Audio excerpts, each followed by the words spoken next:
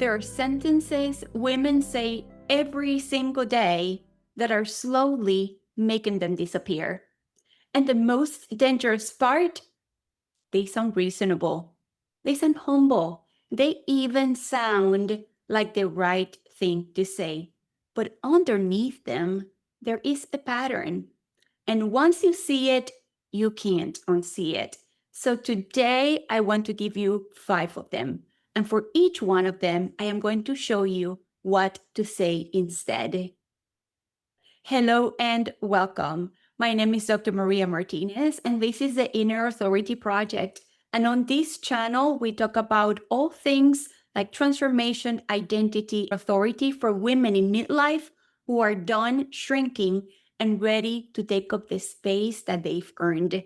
Today's video is all about language, specifically the words and phrases that we use that signal to everyone around us, including ourselves, that we don't fully believe that we belong here.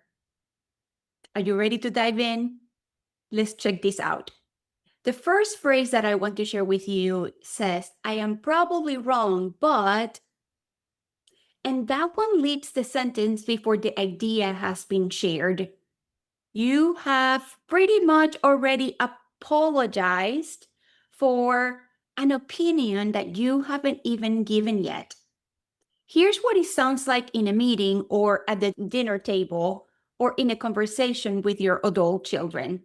I'm probably wrong, but shouldn't we think about doing this differently?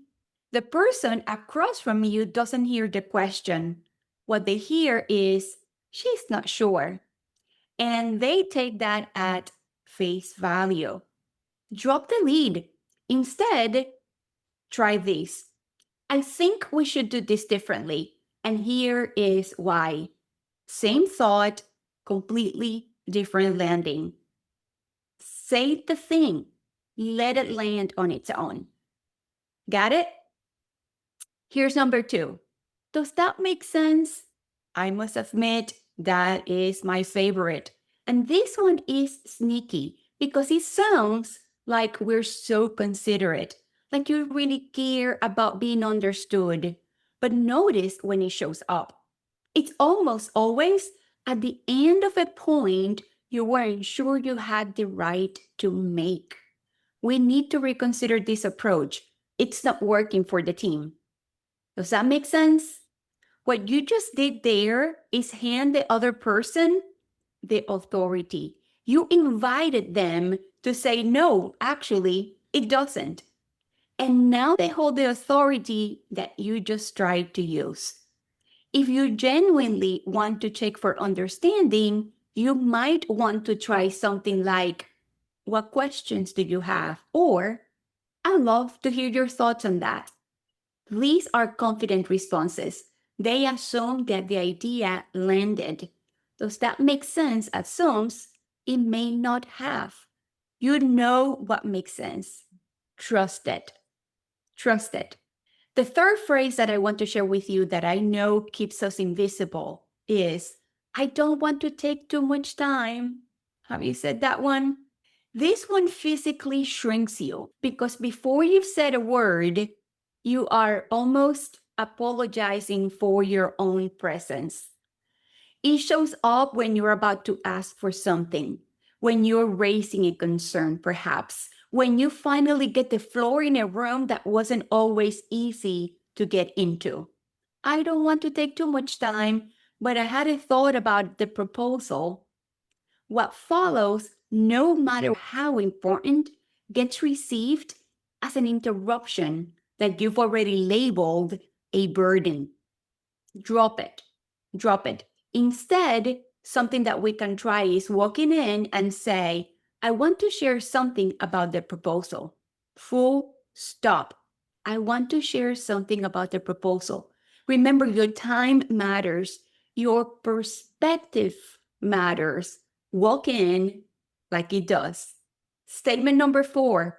I'm not an expert, but here's what's true. You have 50 plus years of lived experience. pattern recognition that cannot be taught in a classroom, wisdom that comes from actually surviving what other people are still theorizing about. That is expertise. It doesn't come with a credential, it comes with life. And yet, we preface our most hard won insights with, I'm not an expert, but it seems like this situation is being mishandled, which tells the room, discount whatever follows. Instead, try this. From what I have seen over the years, this situation is being mishandled. You're still being honest about the source of your knowledge, your experience, right?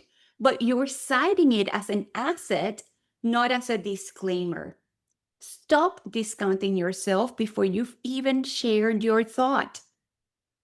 And statement number 5, maybe it's just me. This is the one that I would love for you to sit with because it almost never is just you.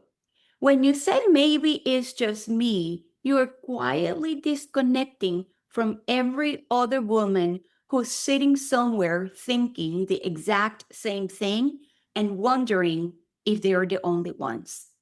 Maybe it's just me, but this environment doesn't feel safe to speak up in. What you've just done is take a real, valid observation and bury it in a question mark. Own the observation. This environment doesn't feel safe to speak up in. And I don't think I am the only one who feels that way. Now, my friend, that is data. That is a signal. Now it has weight.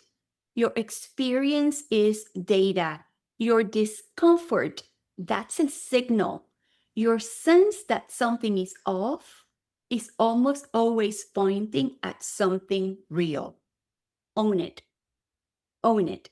Language is just not how we communicate with others, it's how we communicate with ourselves.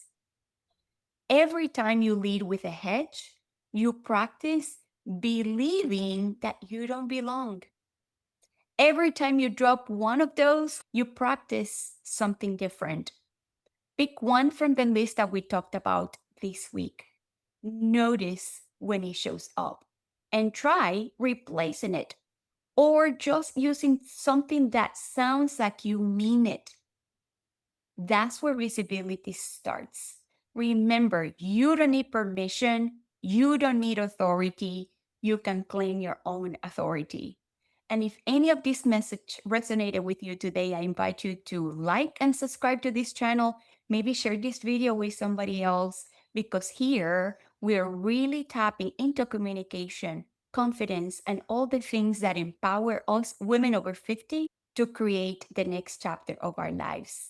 I look forward to seeing you on the next video. This is Dr. Maria Martinez saying goodbye for now. Take good care.